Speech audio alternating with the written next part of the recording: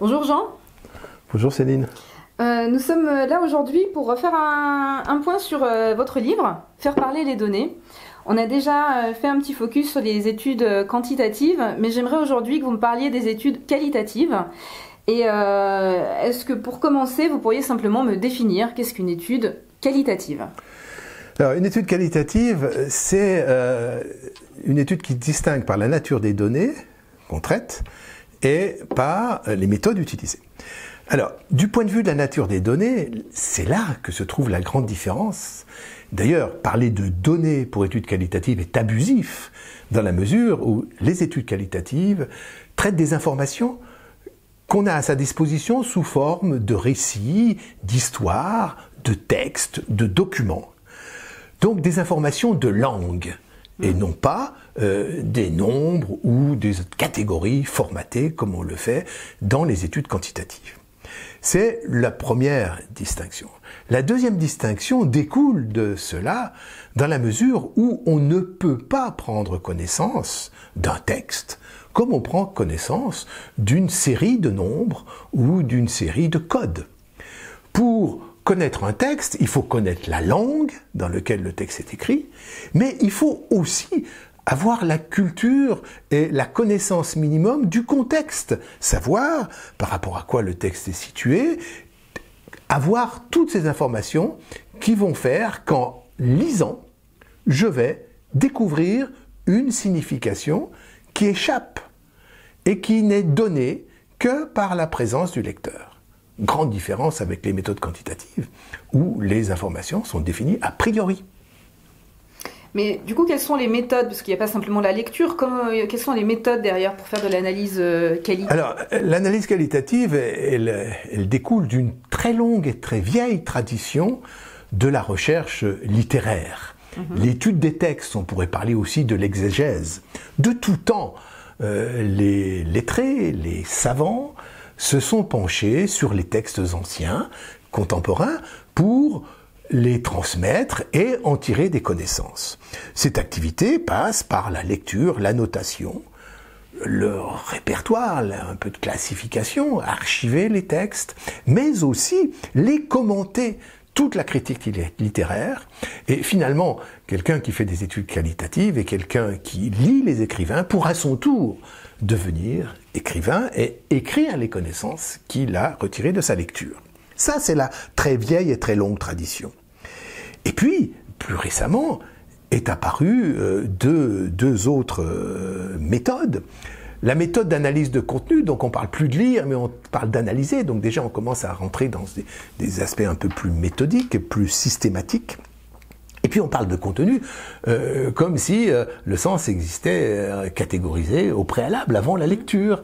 Et on va, quand on fait de l'analyse de contenu, essayer de lire le texte pour y repérer les traces de contenu qu'on a en tête. Et puis il y a une troisième catégorie de méthode, alors franchement barbare aux yeux des gens de la tradition, qui consiste non plus à lire les textes, mais à compter les mots. Alors ceci peut sembler extrêmement radical et réducteur, mais il se trouve que c'est doublement efficace. D'une part, du fait de la répétition, on va pouvoir faire ressortir très vite les mots-clés qui reviennent dans le texte et qui finalement nous disent la préoccupation principale de l'auteur ou du document. Mais aussi, la manière dont les mots sont agencés les uns par rapport aux autres, dont ils apparaissent au cours du texte, je vais peut-être pouvoir découvrir une logique interne au texte révélée par les structures statistiques, quelque chose que la lecture simple ne me permet pas de voir. Et quels sont les bénéfices de ces deux grandes méthodes ? Alors, peut-être avant de parler des bénéfices, il est important de dire qu'on est actuellement à une période charnière où la tradition est en train d'être submergée par la technologie et par les nouvelles méthodes. La traduction automatique marche bien. Elle n'est pas toujours élégante, mais elle donne accès au sens. Et ça, c'est la réalisation de la promesse de l'intelligence artificielle. Alors pourquoi je vous parle de ça ?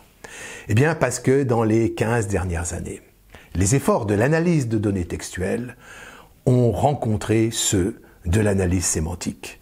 Et ces deux approches se rencontrent pour fournir un instrument puissant aux chargés d'études, aux chercheurs. Ce qui me permet de répondre à votre question, les bénéfices. Eh bien, le premier bénéfice, c'est d'être capable de traiter la masse d'informations considérable qui elle-même est apportée par ces technologies que j'évoquais précédemment. Tout ce qui est contenu sur le web. Donc le premier bénéfice, c'est qu'il n'y a plus de limite à la lecture automatisée, statistique ou sémantique, et que le chercheur peut aborder des corpus considérables sans utiliser une armée de codeurs, comme on l'a fait dans la tradition de l'espionnage et des écoutes téléphoniques. Premier bénéfice. Deuxième bénéfice, eh bien, c'est introduire un peu de rigueur dans l'approche, puisque finalement, cette lecture automatique, elle est faite par une machine qui est constante, qui ne varie pas, qui est beaucoup moins intelligente que le lecteur sensible, mais qui n'est pas subjective. Donc, bénéfice d'objectivité, de distance critique, puisque ce que je crois n'interfère pas, l'ordinateur ne croit rien. Et puis enfin, une certaine créativité, je vais peut-être pouvoir découvrir des choses qui restent cachées du fait de mes préconceptions initiales. La lecture, c'est peut-être tout simplement la lecture de mes propres connaissances, c'est ce que je sais aveugle, et m'empêche peut-être de découvrir ce qui est dans le texte. Et puis enfin, eh bien, ça permet de rendre transparente la lecture. La lecture faite par l'ordinateur, je peux la communiquer sous la forme de cartes, de listes de mots, alors que la lecture faite par le lecteur de la tradition, elle reste intime, profondément subjective, mais également très profonde et très fine. Malgré tous les bénéfices que je viens d'évoquer, je pense qu'on ne se passera jamais de la lecture profonde de la tradition humaniste. Et du coup, quelles sont les limites ou les difficultés sur ces méthodes-là? Alors, les difficultés, d'abord, la difficulté de la tradition, c'est qu'elle prend un temps fou. Et qu'elle nécessite une formation très longue. Et un talent de lecteur, mais aussi talent d'écrivain. Alors, les difficultés des méthodes plus contemporaines, plus nouvelles, c'est d'abord qu'elles provoquent une certaine répulsion pour les traditionnels des méthodes qualitatives. Donc c'est leur aspect techno-centré. Et puis, il y a une deuxième difficulté qui est quand même assez considérable, c'est qu'elle introduit un certain appauvrissement quand même. Et que de ce fait, il faut se méfier de leur puissance et ne pas se contenter de leur efficacité. Pour cela, il est nécessaire de bien connaître les limites des techniques utilisées. Pour être un bon utilisateur de la traduction automatique, il faut être un très bon connaisseur de la langue dans laquelle on traduit et un très bon connaisseur des questions sur lesquelles porte le texte. D'accord. Elle fait gagner du temps, mais il faut rester vigilant. Mais et pour ça, il faut très bien connaître ces techniques.